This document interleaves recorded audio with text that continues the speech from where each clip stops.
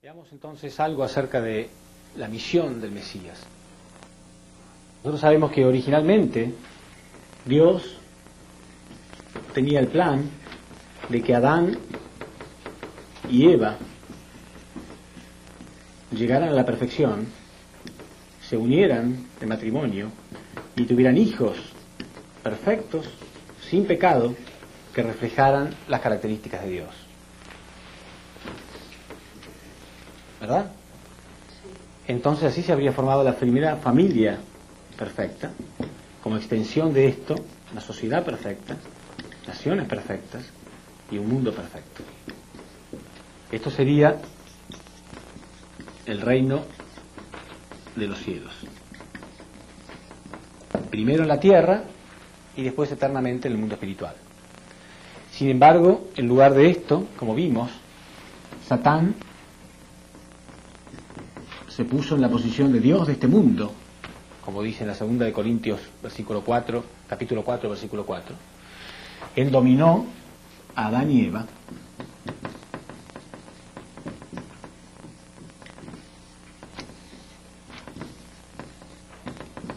y sus hijos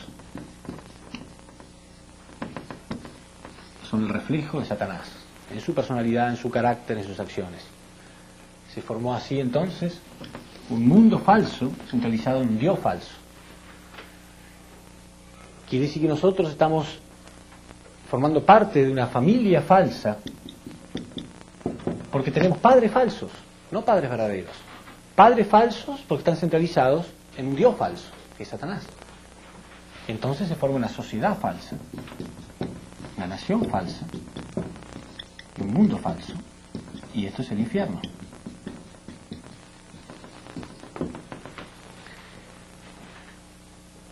¿Qué hace Dios entonces? Desde el momento mismo que el hombre cae, Dios con su corazón decide que va a trabajar para que el hombre pueda restaurarse a su posición original. Si nosotros leemos en Isaías, capítulo 46, versículo 11, nos muestra el carácter de Dios, la determinación de Dios. Muestra que Dios es un Dios eterno, absoluto e incambiable. Dice, tal cual como lo he pensado, así lo haré. Tal como lo he planeado, lo realizaré. Es decir, que Dios no puede ser un Dios fracasado. Dios tenía planeado este ideal, una familia verdadera a nivel mundial, con padres verdaderos para la humanidad, alimentados con una raíz verdadera de amor y verdad, no de odio y mentira. Por lo tanto, Dios va a llevar a cabo este plan. Quiere decir entonces que Dios va a llevar a cabo su plan de salvación, que es sinónimo de restauración. Salvar al hombre es sinónimo de restaurarlo. Lamentablemente mucha gente no tiene un concepto claro acerca de esto. Muchas personas piensan que Dios y Cristo van a salvar solamente a un grupo de personas. Pero entonces, si Satán se quedara con la mayoría de las personas, Dios tendría que reconocer que Satanás fue más victorioso que Dios mismo. Y Dios sería un Dios fracasado. Y no podría decir que es un Dios eterno, absoluto e incambiable. Dios tiene que restaurar su ideal tal cual como él lo había pensado. Quiere decir que salvar al hombre significa restaurarlo a su posición original, exactamente igual. ¿Cómo hizo Dios este trabajo? Desde que Adán y Eva cayeron, Dios quedó solo, miles de años solo.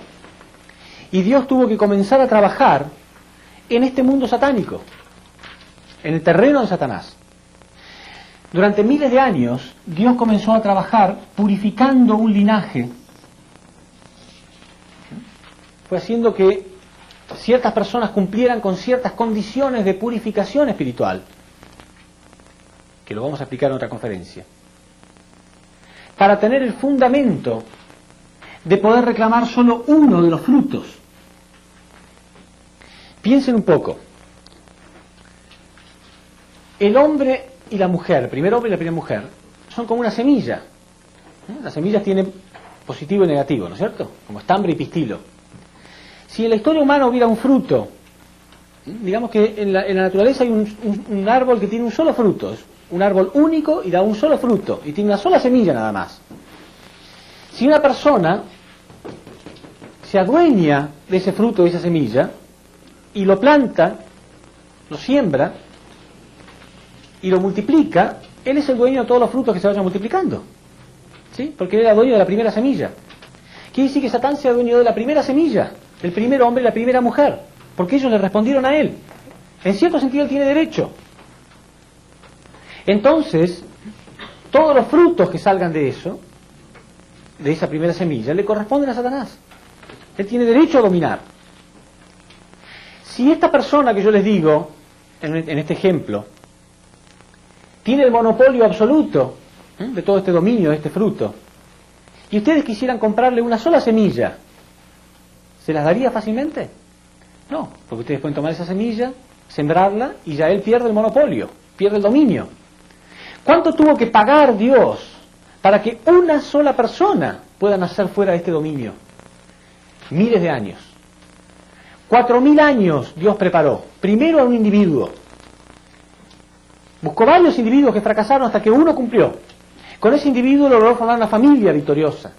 Con esa familia logró formar una nación victoriosa. Y preparó esa nación durante 4000 años en total, solo para que este fruto pudiera nacer, pagándole a Satanás el precio durante miles y miles de años para que una sola semilla pueda estar fuera de su dominio. Esta semilla era Jesús, el primer hombre que Dios pudo rescatar de este mundo satánico. Por eso la Biblia dice, en la primera de los Corintios, capítulo 15, versículo 45, que Jesús estaba en la posición de segundo Adán o de último Adán. Claro, porque Adán también había sido creado sin pecado originalmente. Adán nació acá, dentro del dominio de Dios. Después se perdió. Entonces, después de miles de años, Dios logró recuperar a una persona en la posición de Adán. Extremadamente valiosa. Inimaginablemente valiosa esta persona.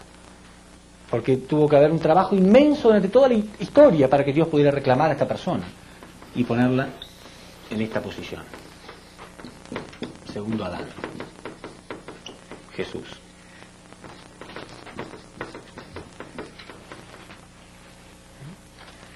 Dios colocó a Jesús en esta posición entonces.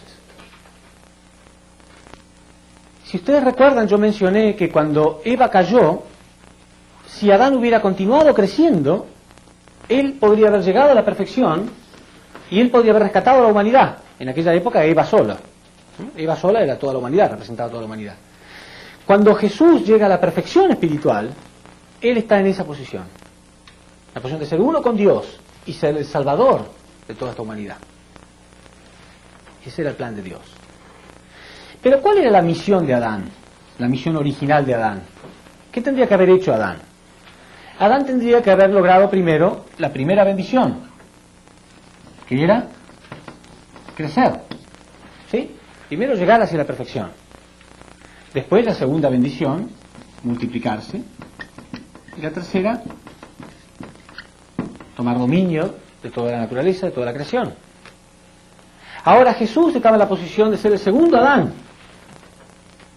¿Cuál era la misión principal? El sueño que Dios tenía con Jesús. Que él lograra las 3 bendiciones en la posición de Adán. Quiere decir que el plan de Dios era lograr su ideal tal cual como él lo había planeado. Es decir, que esta humanidad dejara de ser una humanidad huérfana y volviera a tener padres verdaderos. Por eso en Isaías, capítulo 9, versículo 5, dice que Jesús venía en la posición de Padre de la humanidad, en la posición de Padre eterno. Padre eterno. Él iba a estar en la posición de Padre de la humanidad. Pero una familia verdadera puede ser concreta con un padre pero sin una madre. No. Por eso la Biblia también en el Apocalipsis habla de las bodas del Cordero. Dice, alegrémonos y regocijémonos, porque han llegado las bodas del Cordero, y su esposa se ha engalanado, y se le ha concedido vestirse de lino deslumbrante de blancura. Y el lino representan las buenas acciones de los santos. Apocalipsis 19:7. Quiere decir entonces que el plan de Dios era que Jesús llegara a la perfección espiritualmente, y Él logró esto. Pero no tiene sentido la primera bendición si no se cumplen las otras tres, porque entonces la humanidad queda huérfana para siempre, y Dios nunca puede concretar su sueño de que la humanidad tenga padres verdaderos para ser una familia verdadera. Entonces debería haber alguien en la posición de segunda Eva, y así tener hijos verdaderos. Ese era el plan que Dios tenía en la época de Jesús. Cuando Jesús comenzó su vida, no se sabe mucho de su infancia. ¿Por qué? Él no comenzó instantáneamente una misión pública. ¿Por qué? Porque él estaba creciendo primero. Tenía que dedicarse primero a su propia perfección espiritual hasta llegar a ser uno con Dios, hasta tener la autoridad de poder decirle que me ve a mí, ve a Dios. Y aquel día comprenderéis que el Padre está en mí y yo estoy en el Padre. Y cualquier cosa que él hiciera era Dios mismo haciéndola a través de él.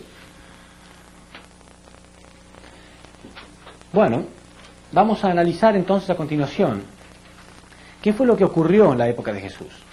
Porque cuando Jesús comenzó su ministerio público, lo primero que él dijo fue: arrepiéntanse, porque el reino de los cielos está cerca. Él comenzó diciendo: el reino de los cielos está cerca. Sí, él sentía, por primera vez en la historia, la semilla del reino de los cielos está presente. Él sabía que él era el destino de la humanidad, que él representaba la esperanza de la humanidad. Él estaba muy claro en esta situación porque él dijo: yo soy la verdad, el camino y la vida, y nadie llega al Padre si no es a través de mí. Nadie. Él sabía: yo soy la verdad, el camino y la vida, y nadie llega a Dios si no es a través de mí. Entonces él sabía que él era el camino, y por eso entonces, por primera vez en la historia existía alguien como él, y él dijo: arrepiéntanse, porque el reino de los cielos está cerca. Hace falta entonces esa revolución espiritual, que es el arrepentimiento.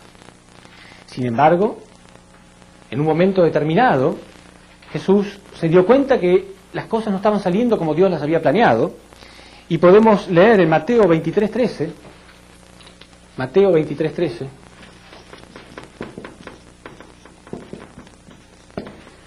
que por último Jesús terminó diciendo lo contrario a esto. Terminó diciendo que el reino de los cielos iba a estar cerrado. Primero dijo que el reino de los cielos estaba cerca, después se dio cuenta que el reino de los cielos iba a estar cerrado y comenzó a hablar solamente ¿de qué? De la segunda llegada de Cristo. Si nosotros analizamos la historia del pueblo judío, que ellos eran los encargados de esperar la llegada de Cristo, ellos no tenían idea de esperar una segunda llegada. Aún hoy en día podemos preguntarle a cualquier judío. Ellos no tienen conceptos de una segunda llegada. El Mesías tenía que venir una sola vez, salvar a la humanidad, destruir el poder satánico y nada más. ¿Quién fue el primero que introdujo la idea de que Cristo tenía que volver por segunda vez? Jesús mismo. Cuando se dio cuenta que algo estaba saliendo mal, que la gente no estaba aceptándolo. En esta parte que yo les menciono, Mateo 23:13, Jesús dijo: escribas y fariseos hipócritas, porque vosotros cerráis el reino de los cielos a la gente, porque ni vosotros entráis ni dejáis entrar a los que entrarían. Y al final terminó llamándolos guías ciegos. ¿Hacia dónde puede guiar un guía que es ciego? Porque los fariseos y los escribas guiaban a la gente, pero en realidad no sabían hacia dónde estaba el reino de los cielos. Jesús sabía. Pero ellos fueron también causantes de que la gente no creyera en Jesús. Entonces Jesús comenzó diciendo: el reino de los cielos está cerca, después terminó diciendo: el reino de los cielos está cerrado. Y entonces empezó a hablar de la segunda llegada de Cristo. ¿Qué fue lo que salió mal?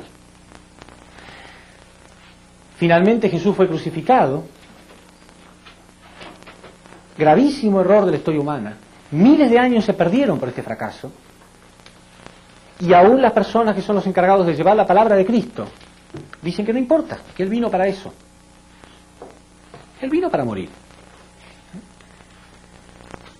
Vamos a demostrar a través de la Biblia misma, a través de las palabras de los discípulos de Jesús, a través de las palabras de Jesús mismo y a través de los resultados de aquella época, que Jesús no vino para morir.